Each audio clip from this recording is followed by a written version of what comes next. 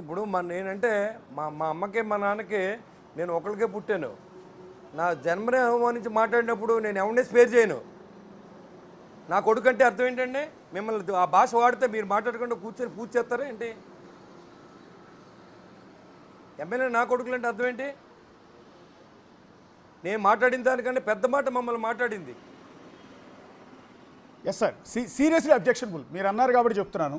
నా కొడక అంటే నేను కూడా ఎట్టి పరిస్థితిలో ఊరుకోను. ఎవరు ఊరుకోరండి బేసిక్గా. కాకపోతే ఏంటంటే నేను అంటున్నది మీకు అర్థమైందా? అదే చేశాను నేను కూడా. ఆడవాళ్ళని కూడా అదే చేశాను, చేస్తాను కూడా. ఆడవాళ్ళు మగవాళ్ళని ఎన్ని మాటలు అన్నా కూడా ఇక్కడ భాష మార్చుకోకపోతే ఏమీ చూడవలసిన అవసరం లేదు. వాళ్ళ భాష మార్చుకోవాలి. హోందాగా వ్యవహరించమనండి, మేము అంతకంటే హోందాగా వ్యవహరిస్తాం. దిగజారి మాట్లాడితే దానికి పరివేశానం కూడా వేరే ఉంటుంది. పవన్ కళ్యాణ్ అంటది ఏంటండి? అసలు ఏం మాట్లాడుతుంది పవన్ కళ్యాణ్ గురించి? ఒక మంత్రిగా రాష్ట్ర ఉప ముఖ్యమంత్రి ఇతని పవన్ కళ్యాణ్ గాడు లేదా పవన్ కళ్యాణ్ ఏంటి? ఆ భాష ఏంటి? అంటే బాధ్యతగా ఉండమంటే నెగ్గితే మీరేమన్నా పడాలా? మేము అవసరమైతే రాజకీయాలు వదులుకుంటాం, కానీ మాట పడం. మా జన్మతో మాకు వచ్చింది, మేము ఎప్పుడు మారం, సచ్చిదాకా ఎలాగ ఉంటాం. జాగ్రత్తగా మాట్లాడమని చెప్తున్నాం. ఇప్పుడు కూడా హెచ్చరిస్తూ ఉన్నాం. మీరు జాగ్రత్తగా మాట్లాడండి, మేము జాగ్రత్తగా మాట్లాడతాం. హోందాగా వ్యవహరించండి, మమ్మల్ని తిట్టకండి. మేము తప్పు చేస్తే మీరు నిలబెట్టి అడగండి, సమాధానం చెప్తాం. చట్టాన్ని తయారు చేసేలో భాగస్వాములు ఉంటే సభకు రండి, మీ దగ్గర 11 మంది ఎమ్మెల్యేలు. హోందాగా వ్యవహరించండి. అంతేగాని ఎవరిని పడితే ఆడి నోటుకొచ్చినట్టు మాట్లాడి రెచ్చగొట్టి రాష్ట్రాన్ని అధోగతి పాలు చేయాలని ఆలోచనతో ప్రయత్నం వైసీపీ నాయకులకు చెప్తున్నాను నేను. మళ్ళీ మీరు బాధ్యత గల పౌరులుగా ఉంటే ఆంధ్ర రాష్ట్రంలో అందరూ కలిసి పరిపాలన చేద్దాం. మంచి సలహాలు ఇవ్వండి, మంచి చేయించండి, సభలో మాట్లాడండి, తప్పులేదు. సభకు రారు, బయటకు వచ్చి ప్రెస్ మీట్లు పెడతారు. మీకు హక్కే ఉంది. మిమ్మల్ని 11 మంది ఎన్నుకున్నారు కదా, మీరు రావాలి కదా. మొత్తం అనేది బయట మమ్మల్ని తిడతారు, పవన్ కళ్యాణ్ గారిని తిడతారు, డిప్యూటీ సీఎం అని తిడతారు, లోకేష్ గారిని తిడతారు. ఏంటి ఇంకా దానికి పద్ధతి లేదా ఇంకా మాట్లాడడానికి? అంటే ఇక్కడ శ్రీనివాస్ గారు మిమ్మల్ని ఏదో తప్పుపట్టే ఉద్దేశం, మీరు అన్న మాటలు కరెక్ట్ కాదనే ఉద్దేశం నాది కాదు. జస్ట్ ఏంటంటే మీకు ఇక్కడ ఒక సందర్భం వచ్చింది కాబట్టి మిమ్మల్ని అడుగుతూ ఉన్నాను. ఇంకో క్లారిటీ కూడా మీకు ఇస్తున్నాను. యాక్చువల్లీ ఆవిడ మాట్లాడింది నగరి నియోజకవర్గంలో జరిగిన ఒక వైఎస్ఆర్ కాంగ్రెస్ పార్టీ కార్యక్రమంలో. అంటే నాకు తెలిసినంత వరకు, నాకు అర్థమైనంత వరకు ఆవిడ అన్నది ఎవరిని ఉద్దేశించి అంటే నగరి ఎమ్మెల్యే గాలి భానుప్రకాష్ రెడ్డి. ఆయన ఇంటి పేరు గాలి కాబట్టి గాలికి గెలిచిన గాలి నా కొడుకులు అన్న ఉద్దేశం వచ్చేలా ఆ ఎమ్మెల్యే మీద ఉన్న కోపం, ఆగ్రహాన్ని వ్యక్తం చేసే ప్రయత్నంలో ఆవిడ ఆ మాట అన్నారు. కాకపోతే నా కొడుకులు లూ అని యాడ్ అవటం వల్ల ఫ్లోరల్ వర్డ్ అయ్యి అందరికీ అప్లై అయింది. అంటే మీకు క్లారిటీ ఇస్తున్నాను నేను కూడా క్లారిటీగానే చెప్తున్నాను. నా కొడుకులు అనిపించుకుని బతకోవాల్సిన అవసరం లేదు. సావన్న సత్తం కానీ నా కొడుకులని మేము ఎవరితో అనిపించుకోవాల్సిన అవసరం లేదు. అది కూడా మేము ఆవిడ తమాయించి మాట్లాడాలా. ఒక మాజీ మంత్రిగా చేసిన వ్యక్తి మాట్లాడవలసిన భాష అని అడుగుతున్నాను నేను. ఆడపిల్లలు ఇలా మాట్లాడతారని అడుగుతున్నాడు. మేమేమన్నాం? అలా మాట్లాడొద్దని చెప్తున్నాం, మాట్లాడకూడదని చెప్తున్నాం. భానుప్రకాష్ రెడ్డి అయితే మాత్రం మాట్లాడాలంటే మీరు సింగులర్గా మీ కాన్స్టిట్యూన్సీలో మాట్లాడుకోండి. గాలికి గెలిచిన గాలి నా కొడుకులు అంటే అర్థం లేదండి. మీరే వినిపించారు కదా ఇప్పుడు క్లిప్పింగ్. అవునండి. దాంట్లో అర్థం ఏంటండి? ఎమ్మెల్యేలు అందరినీ తిట్టినట్టే, ఇంక్లూడింగ్ వైఎస్ఆర్సీపీ ఎమ్మెల్యేలతో సహా. నేను ఇలాగ అంటాను. అంటే నన్ను ఇష్టం వచ్చినట్టు దూషిస్తున్నారు కాబట్టి నేను కూడా మాటలు తోలాల్సి వస్తోంది అనేది ఆవిడ నిన్న నేను ఇంటర్వ్యూ చేసినప్పుడు అందులో మాట్లాడారండి.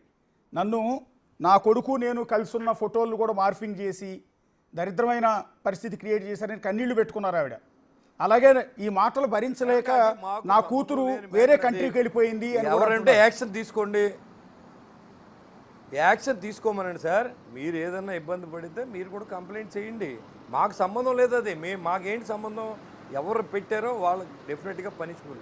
మొన్న చంద్రబాబు నాయుడు గారు ఒక కిరణ్ అనే ఒక అబ్బాయిని, తెలుగుదేశం అబ్బాయిని కూడా అరెస్ట్ చేయించారు. మీరు అది కూడా ఉదాహరణ తీసుకోవాలి. ఇక్కడ మీరు ఎవరైనా అలాంటి అసభ్యకరమైన భాష మాట్లాడితే, అలాంటి పనులు చేస్తే, రోజా గారు అమ్మాయి అయినా, నా చెల్లెలైనా, నా కూతురైనా తప్పు. అది అలాంటి మాటలు మాట్లాడకూడదు. మేము చెయ్యం ఆ పని. మాకు సంబంధం లేదు, మాకు అంటగట్టి మాట్లాడొద్దు. మేము చేయలేదు ఆ పని. అంటే వైఎస్ఆర్ కాంగ్రెస్ పార్టీ అధికారంలో ఉన్నప్పుడు భువనేశ్వర్ గారిని ఉద్దేశించి తీవ్రమైన అభ్యంతరకరమైన వ్యాఖ్యలు కొంతమంది నాయకులు చేశారు.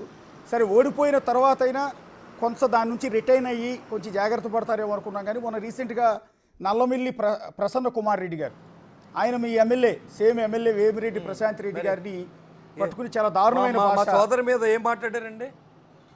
మరి దాన్ని ఏం అనిపించలేదా మీకు? చెప్పండి సార్, నిజం చెప్పండి. అది ఎంత దారుణమైన లాంగ్వేజ్ అది. ప్రసన్న కుమార్ రెడ్డి మాట్లాడిన మాటలు ఏంటండి